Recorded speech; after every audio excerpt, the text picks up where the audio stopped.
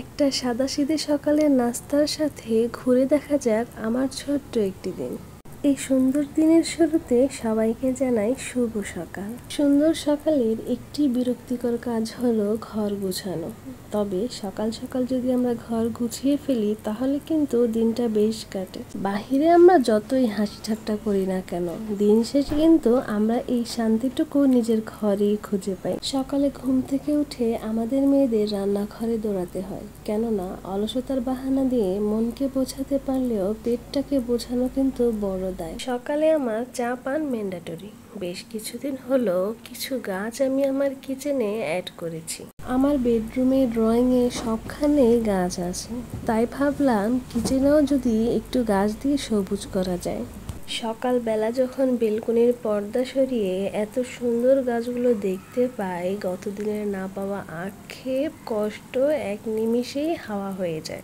আপনার কাছে হয়তো এটা তেমন কোনো ব্যাপার না, তবে আপনার নিজের লাগানো গাছে যদি ফুল ফোটে, এর শান্তি খুঁজে বের করতে পয়সা লাগে না। এরপর সকালের নাস্তাটা আমি সেরে ফেলি। আমি সকালে একটু হেলদি খাওয়ার ট্রাই করি। আজকে সকালে ছিল রুটি, আলু ভাজি আর কিছু ফ্রুট। ও হ্যাঁ, সাথে ছিল 1 কাপ চা। এভাবেই এটা ওটা করে আমার দিনের অর্ধেকটা চলে যায়। এরপর ভাবতে হয় দুপুরবেলা কি খাবো। ফ্রিজে ছিল ইলিশ মাছ, আর যেহেতু আজকে বন্ধের দিন তাই ভাবলাম কেননা গরম ভাতের সাথে আজকে ইলিশ ভাজা খাওয়া যাক।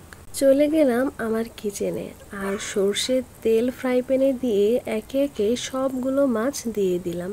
এভাবে 5 থেকে 6 মিনিট আমি আমার এই মাছগুলো ভেজে নিলাম। আর শুকনো মরিচ ছাড়া কিন্তু এই খাবারটা একদমই জমে না। এই টাইপের খাবার মাটির প্লেটে খেতে কিন্তু দারুণ লাগে। আমি সাথে আজকে আলুর ভর্তাও করে নিয়েছি। এভাবে এটা ওটা করে আমি আমার দুপুরের খাবার সেরে ফেলি। দুপুরের খাবার শেষে আমি একটু রেস্ট নেই। এরপর একটু বিকেল বিকেল হলেই ছাদে চলে যাই।